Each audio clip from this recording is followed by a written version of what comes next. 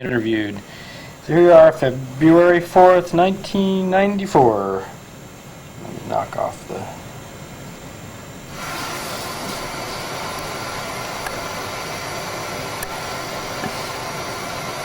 There. Okay. So, first question. Where and when were you born? 30th of August, 1924, St. Louis, Missouri, St. Anne's Hospital. St. Anne's Hospital. And how long were you there? How many years were you there before the first move? Well, I was there until World War II came along, which I was about 18 at the time, and went into the aviation cadets. So, and was there any point over that course of time when you moved temporarily to someplace else? And then... Only when I went away to military school at Missouri Military Academy in Mexico, Missouri. I went there for 2 years. Was that like a freshman, sophomore, or junior, senior? No, it was junior, senior high school. Was that full uniform type of... Yes, full uniform. Then I went to University of Missouri after I joined the cadets, but wasn't called up. I joined the cadets on December 10th, 1942, and then on February I was called into the Air Force as an aviation student, it was called then. And that was on the 19th of February, 1943. And so then from there to flight training school? Well, first of all, I was lucky in that I went in a day early, and I was put in with the Minnesota, Iowa boys. And the Minnesota, Iowa boys got sent back to my university, Missouri University, where the people from Missouri got sent to Michigan.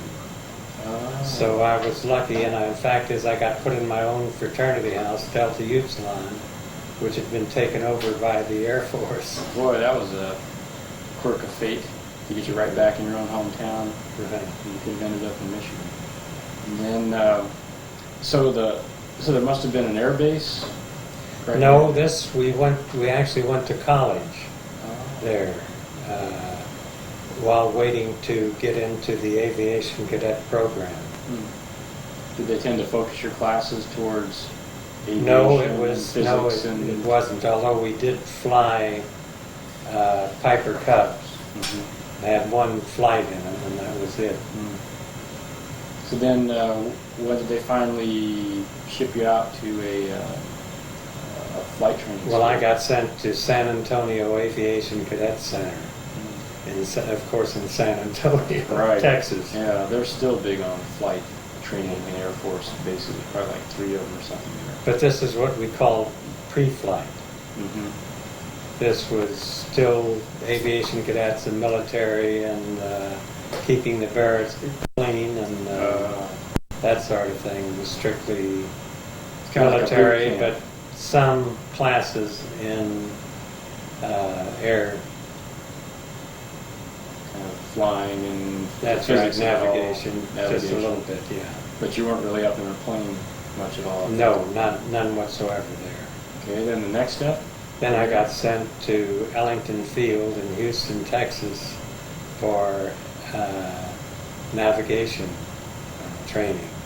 And I spent 18 weeks there and passed and got my second lieutenant's bars on the 8th of April, 1944. So all that was in an aircraft. They had you That's right. around. We were flying in AT-18s, flying around doing navigational problems. AT-18, was that? That was the old Lockheed. No, that was the old Lockheed Electra. So Not Electra. It was a Lockheed twin engine. So that was more of a cargo type of plane? That's right, it was, but of course it had seats in. There was 4 or 5 navigators in there at the same time. One would be the lead navigator, and the others would be following. So it was set up like a classroom almost. Almost, right. Except you were actually flying different courses. Right. And then from there? From there I got leave going home for I think it was about 2 weeks. And then I was sent to MacDill Field to join a crew who needed a navigator. It was called RTU, Replacement Training Center. And we flew the first time in a B-17 bomber, and I got my crew at that time. Well, now, had these people already been in combat and then No. come back? No.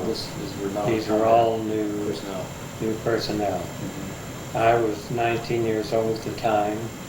My pilot was 20. The co-pilot was an old man. He was 23. And one of our waist gunners was 18, and another 19, another 20. Right. So it was a pretty young crew. Yeah, well, the people that were training you, what were their ages? Were they in their 30s at that point? Well, the thing is, we were flying formation flying in the B-17, and my pilot had already been there training and had some training on the B-17 before I got there, because a navigator wasn't as important for those the training sessions. So the actual flying of the plane, that was already taken care of. It was just sort of developing teamwork. That's right, and thing is, it was Tampa, Florida, and at night we'd practice shooting stars for celestial navigation. So let's see. So that means that at the end of that, was there actual bombing runs or anything? Well, practice bombing runs. We had our bombardier too. I don't know exactly how long we spent at MacDill in Tampa, but then we started on our way overseas stopped at Savannah, went up to Bangor, Maine, Gander, Newfoundland, and then across to the Azores, and Azores to Marrakesh, at which time I got sick and was put in the hospital for 2 or 3 days. Like a flu? Yes, right. And then from Marrakesh we went to Tunis, and from Tunis we went to Italy, Foggia, Italy, which was the base of the 97th Bomb Group, and I was attached to the 414th Bomb Squadron and the 97th Bomb Group. Now these were B-17s. There was only one wing of B-17s. All the rest of the heavy bombers were B-24s. And this one wing of B-17s had 5 squadrons. Was the B-17 kind of a faster, lighter plane compared to the? No, it had a stronger wing, and we could fly higher than the B-24s. And the fact is, we carried approximately the same bomb load. They were about 10 to 15 miles faster than our aircraft. We only flew something like 155 miles per hour. Boy, that made it a pretty easy target. That's right, but the thing is, we could go up to 27,000 feet. Right. Where the B-24 with the Davis wing, which was much slimmer and everything, would be so they thousands were low of and feet fast, below and us. you were kind of at high altitude. You get more lift in the thin air with your wing, and the friction would kind of reduce at that altitude too. So you can kind of keep your speed up, but you had to be at high altitude to keep your speed up. Right. And then when you would, okay, so how long were you there before you actually started combat? Well, less than a week, because there was a shortage of navigators. And sometimes I flew with my regular crew, and sometimes I flew with other crews. Right. So you said you got a total of how many combat runs? I had actually 18 missions, which was counted as 25 because the extra hard missions like Palesti, you got a credit for 2 for them, and I hit Palesti 5 times. So can you recall the names of all the different... Not all of them. My first was Palesti. We sent 7 ships up in our squadron. 2 of us came back, and we had 158 holes in the aircraft. And I started counting up 5 out of 7 going down, and 25, 50 missions that I sat down and wrote a 15-page letter home to my mother explaining missing in action. And so when they lost those planes, was it usually fatal for the crew, or did they... Well, no, quite a number of them bailed out. The thing is, a lot of them bailed out over Yugoslavia. And they were better off in Yugoslavia. Usually they get some help either from the partisans and then, or the Yugoslavs. So your base, was it on the east coast or the west coast? It was on the east coast of Italy. It was called, the area was Foggia. It was sort of near Manfredonia. Is that kind of down near the tip of the boot? Or? Not quite that far south. It was sort of in about a third of the way up. And then your targets? The targets were, of course, Palesti. No, where's that located? Is that... Palesti is in Romania. It was a synthetic oil refinery. And of course was very much needed for the German war machine. So we were constantly bombing that, and that's where the flak in particular was very heavy. And so when you were flying, describe when you kind of hit a flak zone. Flak zone usually happened right when you were just about to do your bombing run. Well, I remember my first run. I was scared to death, and it affected people different ways. Some people were just fascinated by the flak. They'd look out and, oh, this is terrific, you know. And me, it scared the hell out of me, and the pieces of flak hitting like rain on a tin roof. Yeah. And so these were exploding aerial types of rounds, right? That's right. And after a while, I got to figuring after so many missions, it's only going to happen to the other guy, it wasn't going to happen to me. Right. Which is wrong, which is not true, but it's the right way to think. Right. To keep well, at 19 years old. Yeah. You feel a little infallible anyway. That's right. At that invincible. Age. Yeah. So then, so you had those different flights. How long were you actually there? What was the time period of those 18 missions? Well, Palesti was, I think, about 4 hours there and 4 hours back. It was about 8 hours. We'd leave very early in the morning and come back a little afternoon. But then what was the total time period in days or weeks from when you did your first mission to... Well, I flew my first mission on the 22nd of June, and I was shot down on the 27th of August. 27th of August, June, July, August. So 3 months. Not even that. Not even that. So it was risky business at best. It was risky business and all that. So then, finally you were shot down? I was shot down and hit a target called Bleckhammer Oil Refineries, about 60 miles south of Breslau in Germany. We got hit over the target, and we had a gaping hole in our #1 engine nacelle. Apparently, a shell had gone through without exploding. If it had exploded, why, we'd have been kaput. We'd been finished. Taking a wing off. And as it was, why, the engine leaked oil and started running away and throwing parts through my compartment. And fire streaming back. Right. off the wing, and I got up behind the pilot. I was in the nose of the aircraft. The bombardier was forward of me, and I had a desk on the left-hand side of the aircraft.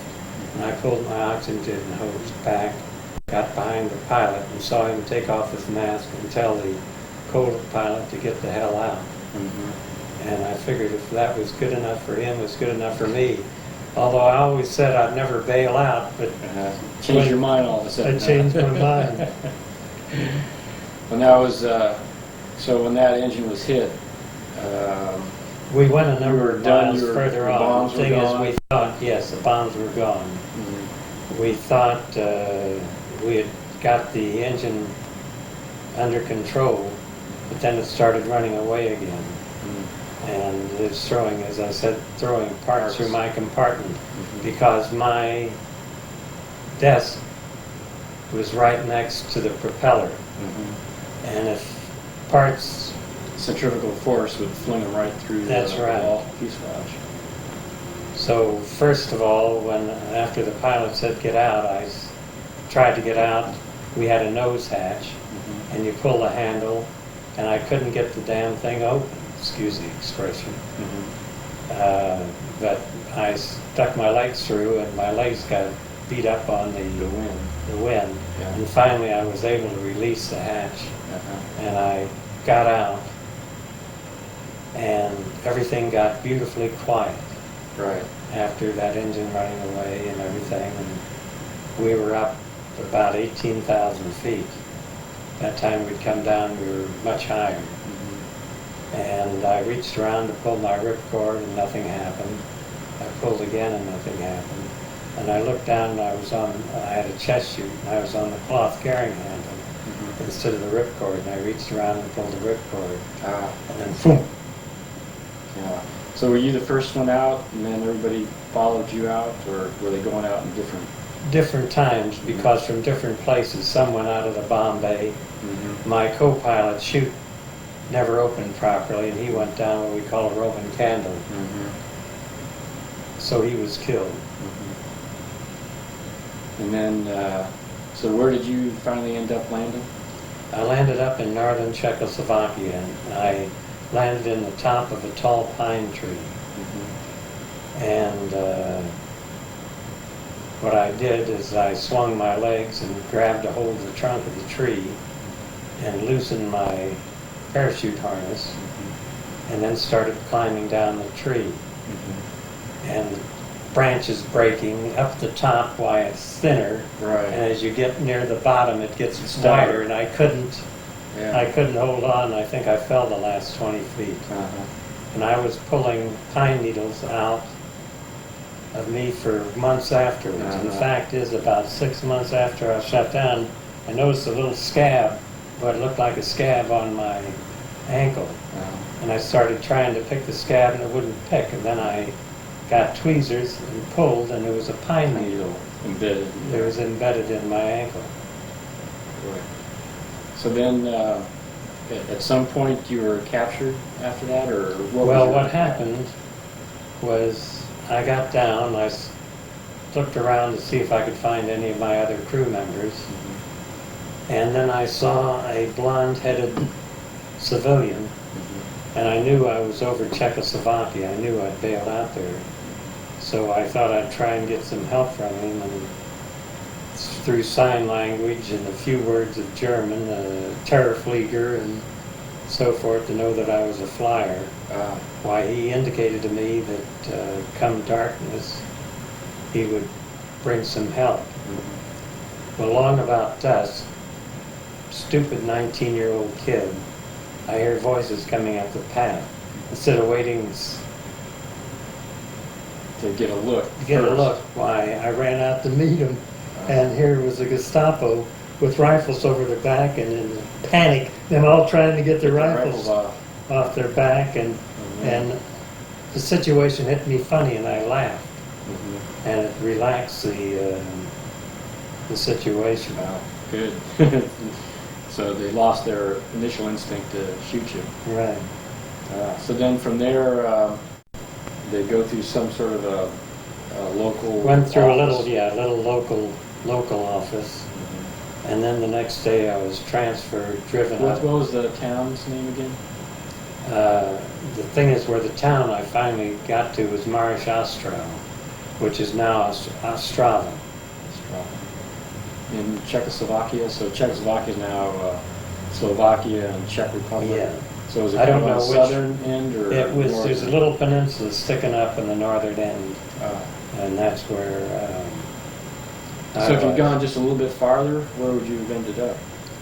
Probably in Well, Germany. in the center, no, we were out of Germany Mm, when we hit Czechoslovakia. mm. So we'd just gone further south, would have been more of Czechoslovakia. Okay, so then describe your route then from there. From there, we were taken to be interrogated in Marish Ostrov, and we were put in civilian prison in a small little room. Well, 2 days after we were shot down, we heard our bombers coming over with that rave, go get them, Right. But the only thing is, they were bombing the town we were in. Oh no. And apparently the Hermann Göring Tank Works had just opened up, and they were trying to bomb that. And the thing is, this was as most afraid I've ever been in my life. Because you're in a small cell, you can't run, you can't hide, and you hear the bombs coming down. They don't whistle, they roar. Sound like a train or we something? were in a U-shaped building, and they were bombing with two types of bombs that day, 250s and 1,000 pounders. And 250 hit our wing.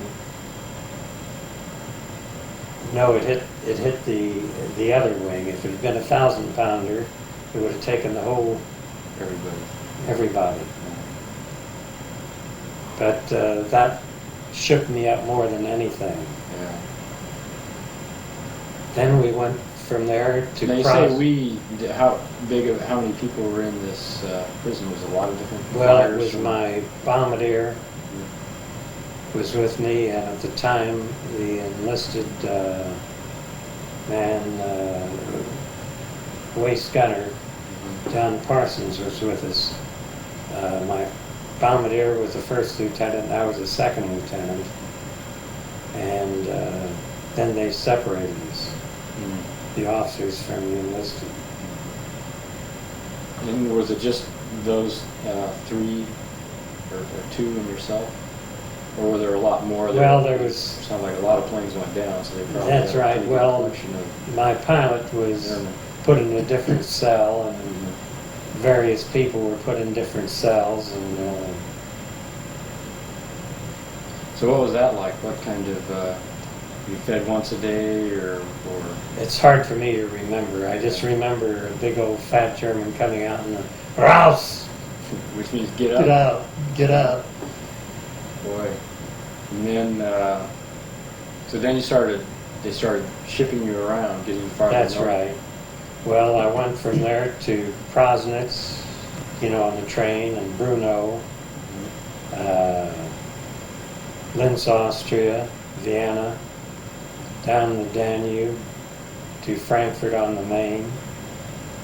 In Frankfurt on the Main, we went to the interrogation center at Oberursel, which is near Frankfurt, and we called it the flea bag.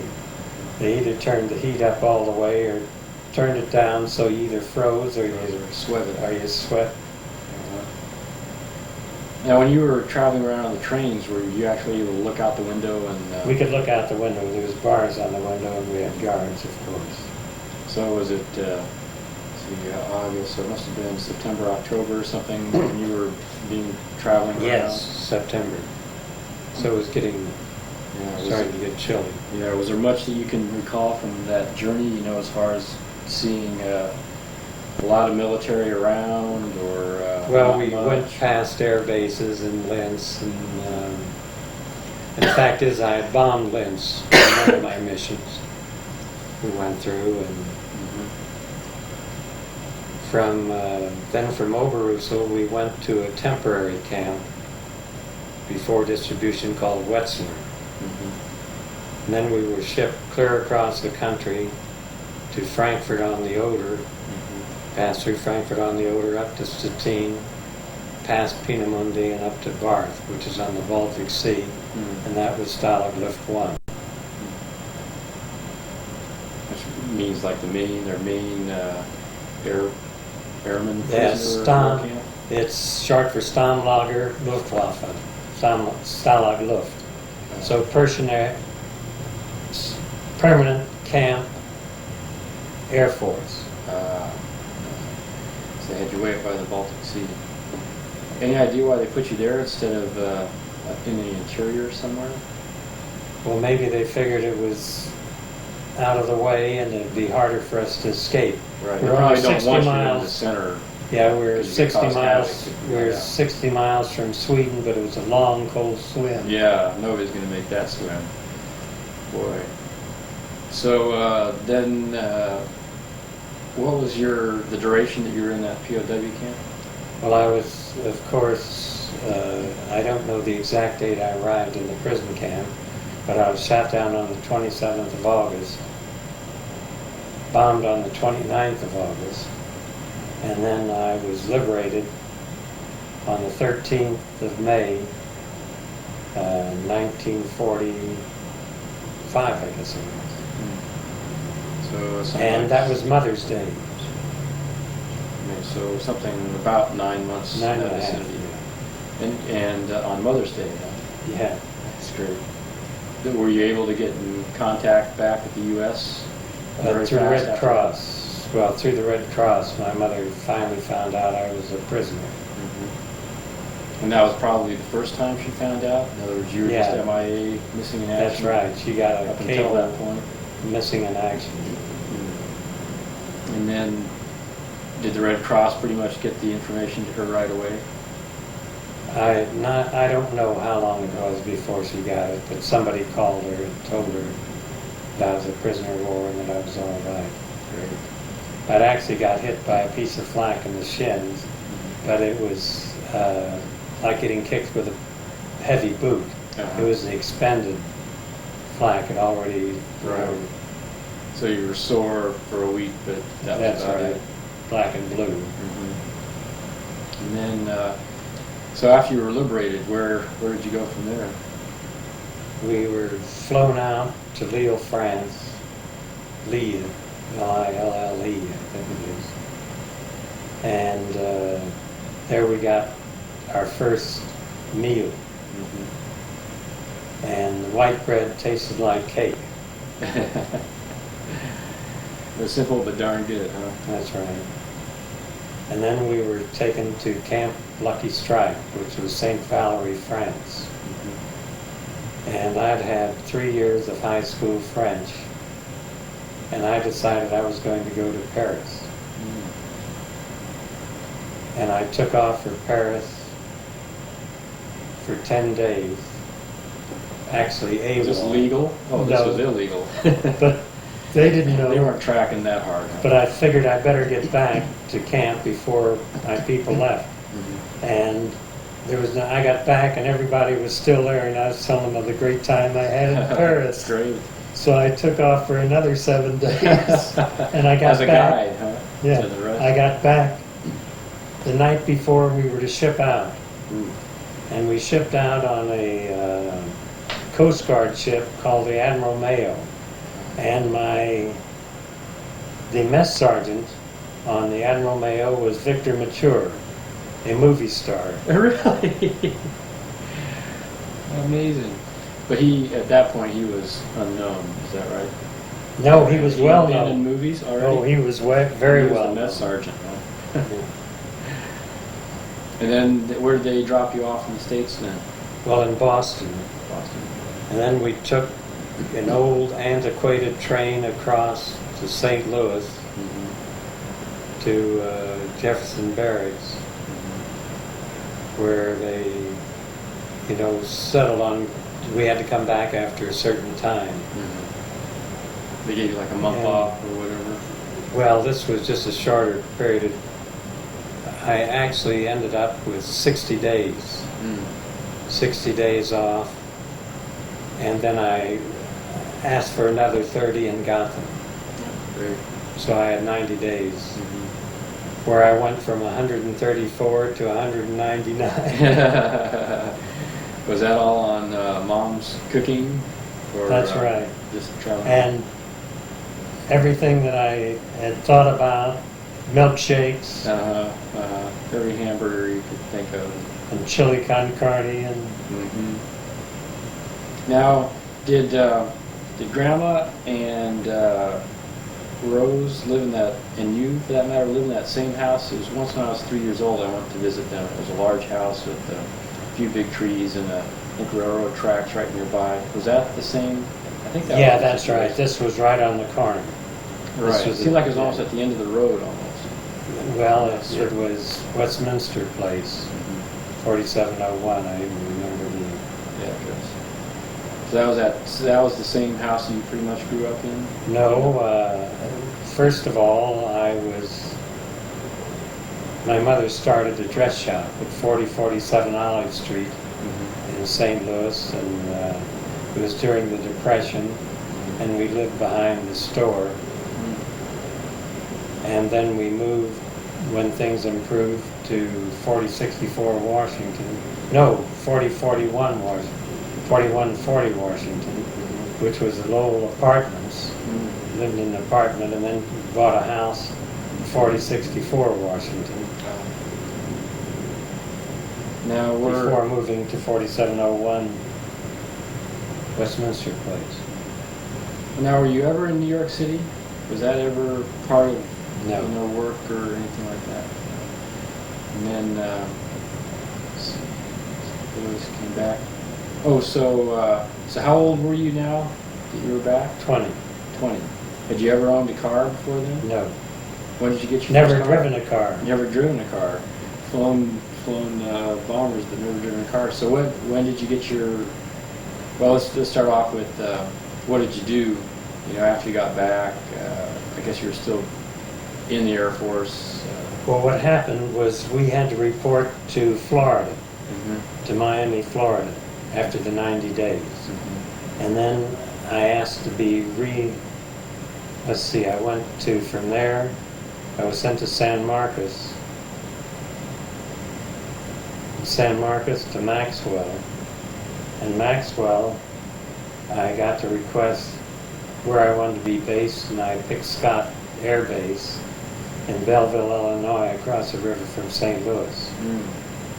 So I lived at home while I was... Great. And then the question I want to ask is, when did you get your first car? But it sounds like it still had. Once I got back to St. Louis, I bought my... And what kind of car was that? Do you recall? 1941 Dodge. 1941 Dodge. Which was probably something like a two-door...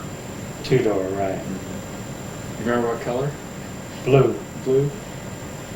Yeah. Did you get it new or was it used? Oh, it was Must have been used. used, yeah.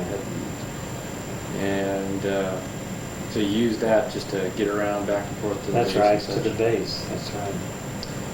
And then, so, did you meet my mother at that point there, or sometime afterwards? Let's see. No, this was a long time later in Merced. Because I was 25 or 26 when I met your mother. Oh, okay. Well, let's work our way in that direction then. So then you're stationed there for a while. How long were you there? At Merced. No, not Merced, but still at St. Louis. St. Louis, I was there for quite a while.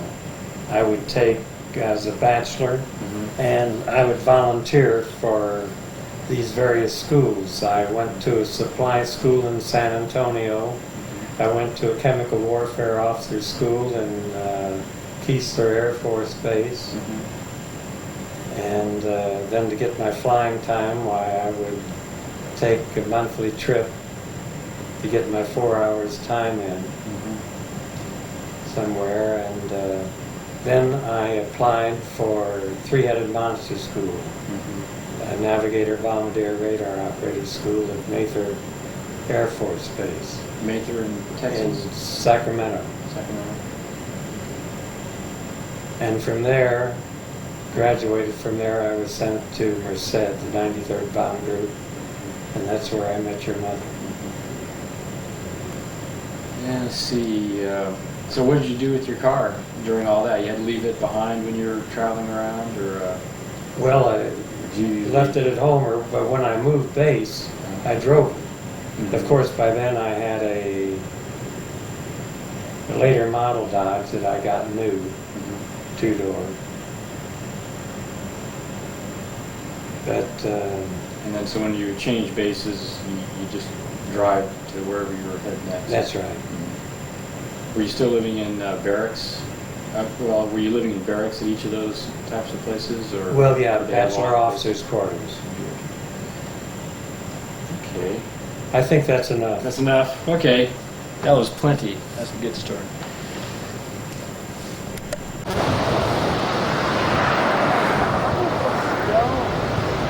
So where are we, Jerry? What is this? Solana Beach.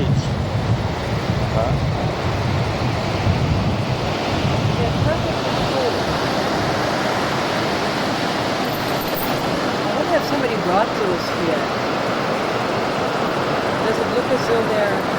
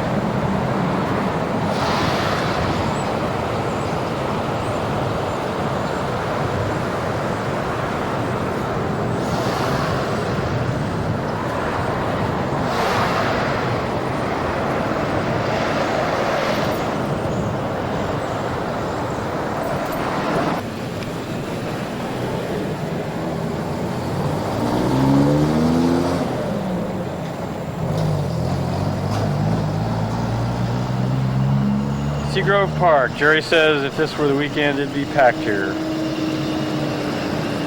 You gonna zoom in, there's Jerry. The Amtrak station by the sea.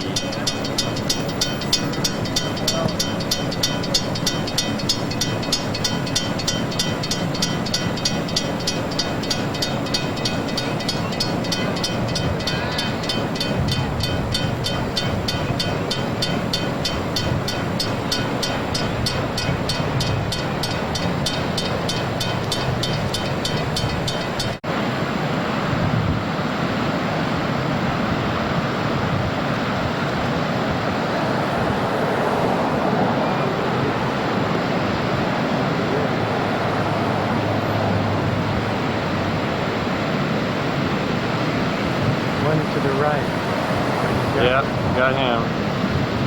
Oh, head first.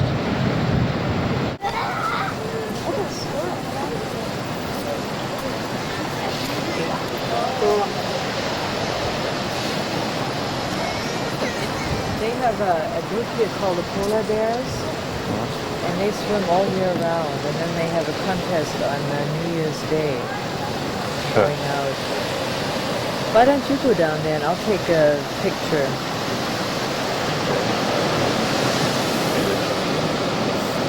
Look across here. There, press your thumb button. Yeah. And you'll see it say pause.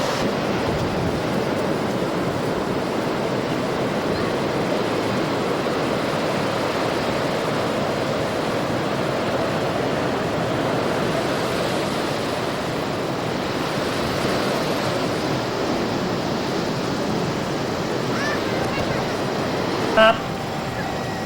Patrick, stop. Bad air. Bad air.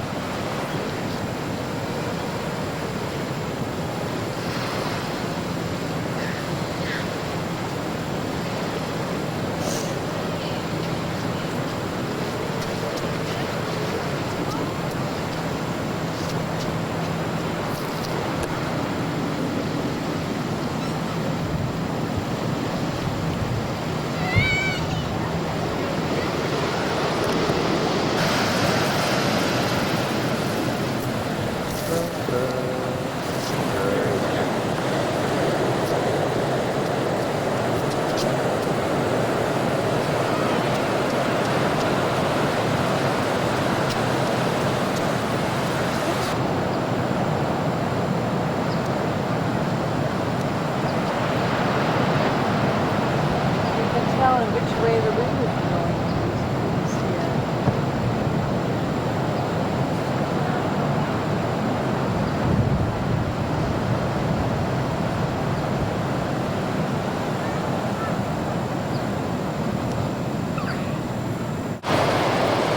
Ocean rodent.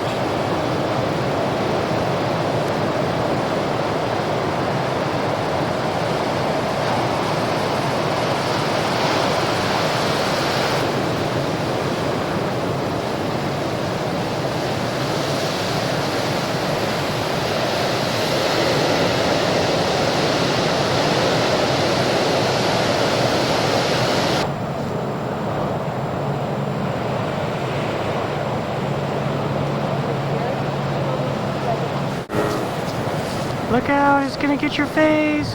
Run away, run away!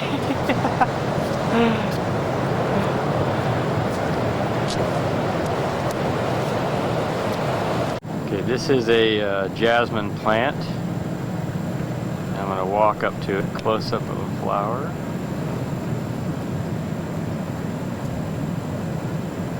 And I wish I had smell-o-vision.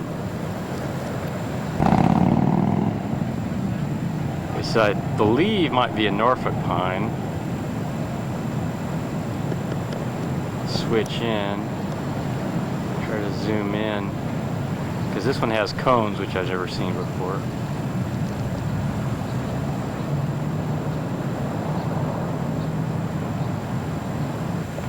There's some of the pop cones.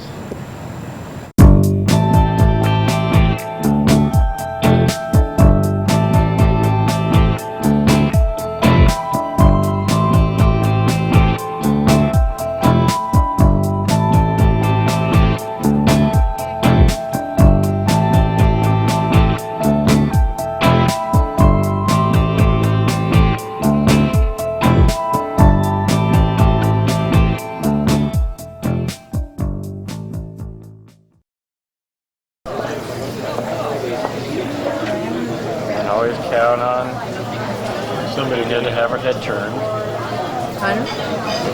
No, we can count on Enid to have her head turned. Yeah. And then we'll focus in on my nose. Giant, really big margaritas.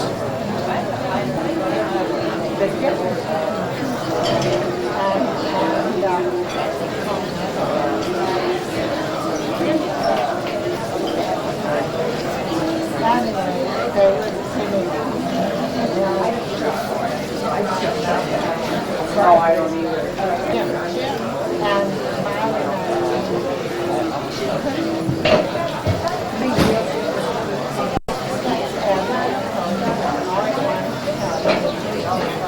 And Jim, who was a big doctor, and I know she didn't have it. So he said it right up.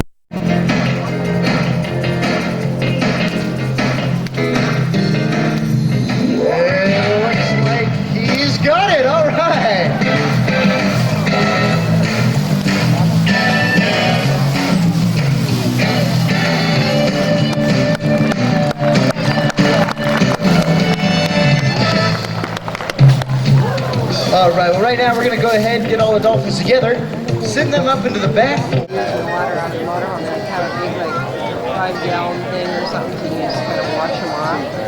Salt water. They sent us to do on Monday here on Augusta.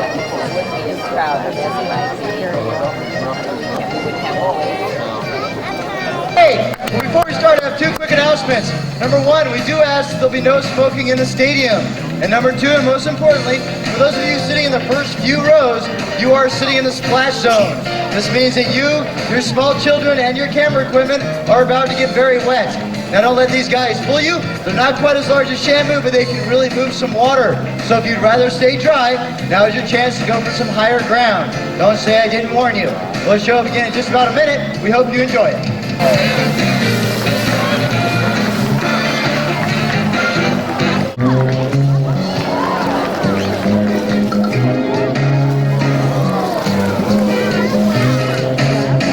And next up, coming right out of the glass, a 16-year-old female. Everyone give a warm welcome to Misty.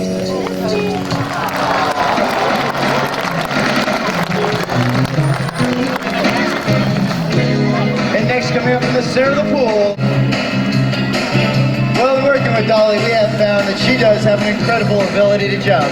So right now we're going to take that rope as high as it'll go above the show pool. Wow. All right, she's on her way. She'll be taking that same sliding jump to the left side of the pool. She'll take one last look at the rope, then dive 28 feet to the bottom. This is high flying Dolly. All right, great job, Dolly.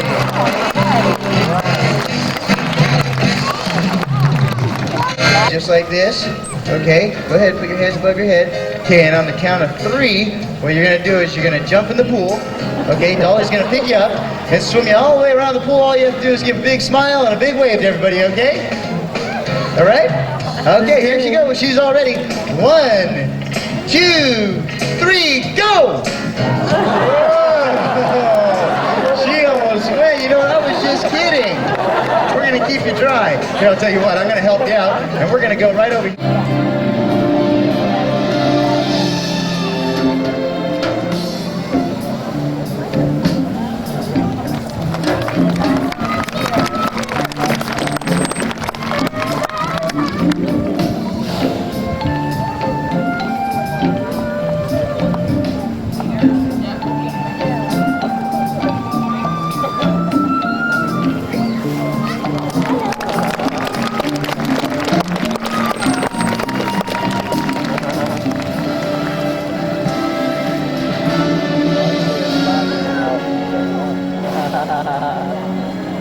Ladies and gentlemen, Shamu, the killer whale.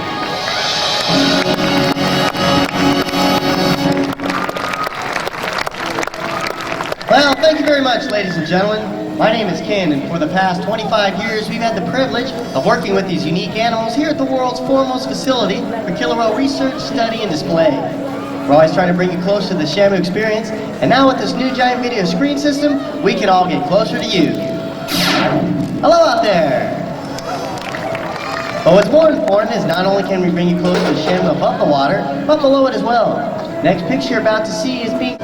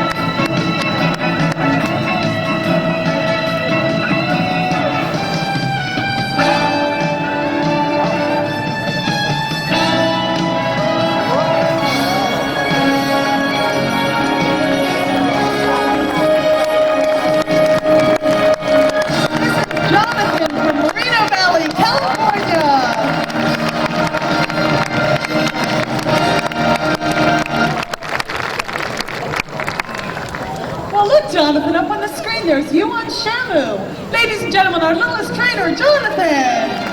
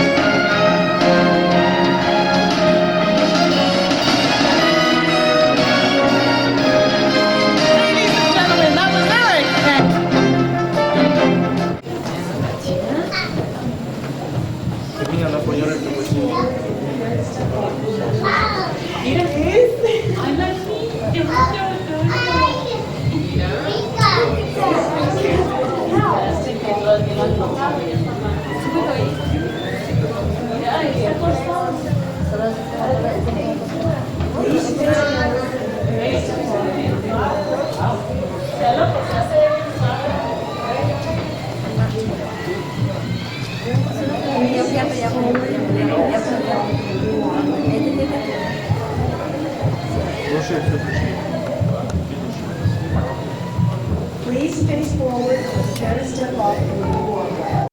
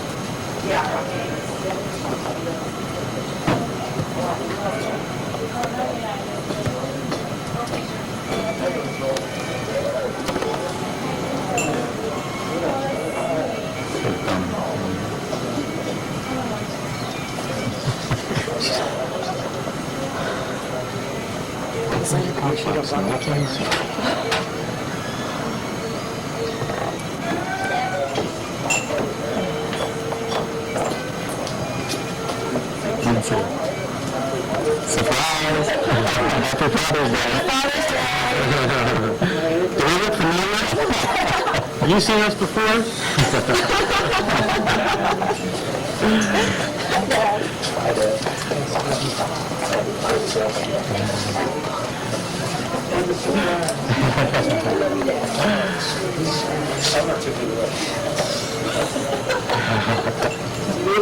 of our birthdays this month, we would surprise you and say, thank you for our lives. Thank you for our birthdays. Nobody here would have a birthday after We're all here because of you.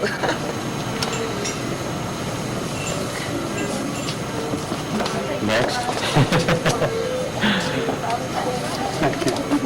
And even fast.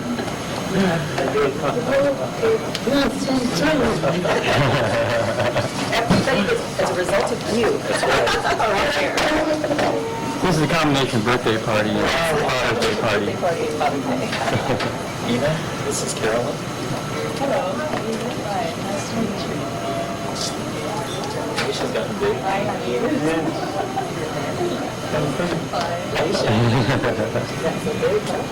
Yeah, I know. I mean, all you know, I think of them as little kids, you know.